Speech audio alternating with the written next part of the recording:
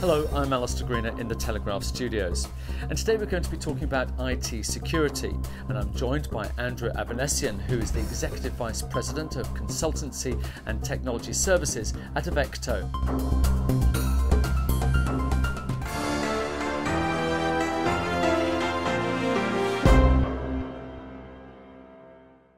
Good morning. Good morning, Alistair. So securing your enterprise can be a daunting prospect in today's IT world, with new threats emerging on a daily basis. So what do you feel is the biggest barrier to companies making the right decisions? There's lots of things to consider there. I think one of the main things to talk about here is that there is no silver bullet to IT security. There's lots of fear created by all the jargon that IT security companies use, that the media creates. There's lots of hype around APTs. What are they? What are advanced persistent threats?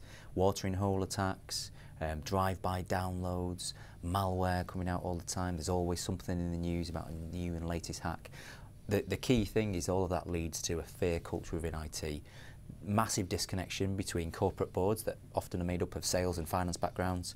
Rare to see IT knowledge on a corporate board, rare to see CIOs on corporate boards. So there's often decisions that are made which are based on fear, which are very reactionary, which leads to a negative approach to IT security, a negative impact of IT security. You know, it shouldn't be a negative thing. Security should be an enabler at the end of the day. And I think that fear creates decisions which are made incorrectly, essentially, because it's difficult to decipher the noise versus what actually organisations should be doing. So you talked there about a culture of fear within businesses when it comes to security.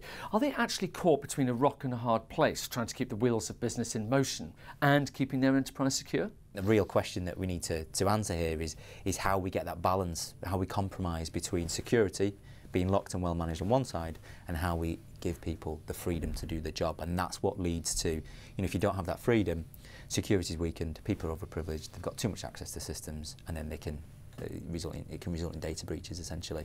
So I think what we need to do is strike that balance between security on one side, freedom on the other, and allow organisations, allow IT departments to understand what's happening, what the needs are of an organisation, to strike that right balance. And it's a cultural question as well. It's not just about risk versus mitigation. It's about understanding the cultural landscape within an environment and how that impacts on security as an enabler within that organisation. So what's the solution here? How can we solve this problem? Of course there's solutions out there. There's lots of security companies that fix part of the problem. And one of the things that typically happens is you end up with, as a business, implementing lots of different security technologies that try and patch certain holes within your landscape. There shouldn't be a compromise. You shouldn't have to compromise security versus freedom. But the problem that we face is the reason that organisations do that is because they don't take a proactive approach to security. There's 4 or 5 simple things that you can do to shift from the very reactive approach to security, implementing technologies like AV that at best only catch 50% of attacks, to a kind of proactive landscape. And the way you do that is to carry out things like application control, application whitelisting, only allowing the known good to run, patching your applications, patching your operating systems, removing excessive privileges from your environment. That's backed up by industry bodies like SANS, the Cyber Security Council. They've got the top 20 mitigation strategies. They're within their top 5. The Australian Department of Defence, that's within their top 4. And those bodies have carried out lots and lots of tests on these solutions and find that they capture 85% plus, 90% plus of the vulnerabilities that would exist. So you're moving from this detection piece where you're trying to detect the bad guys doing something to a proactive approach to security where you're locked and well managed, and then you need to ask yourself the question, how do I bring in the user freedom in all of that? Okay, so let's actually see this in action. So say, for example, I'm a CIO of a medium-sized business here in London. I've got 2,500 users, and I come to you and I say I want to secure my endpoints, and I want to do that effectively and properly. Talk me through the process. What actually happens? Okay, so one of the first things that we're going to do is we're going to come in and understand your business, because that's crucial to the total approach. We have a consultation approach where we come in, we understand what your requirements are, what your use cases are, we do a gap analysis on where you want to be versus what you actually need, and then what we'll do is leverage our technology that allows you to strike that balance, allows you to not have to compromise between security on one side and freedom on the other. And we do that through our Defend Point technology. It allows you to remove administrative rights, so there's no overprivileged users in your estate anymore. You're operating with the most secure most secure platform platform Microsoft can provide. You then implement application control as part of that as well, so you're only allowing the known good applications to run. You then sandbox those known good applications as well, because they could have attack vectors that are exposed. Lots of apps within an organisation that you need to allow to run, but potentially security weaknesses.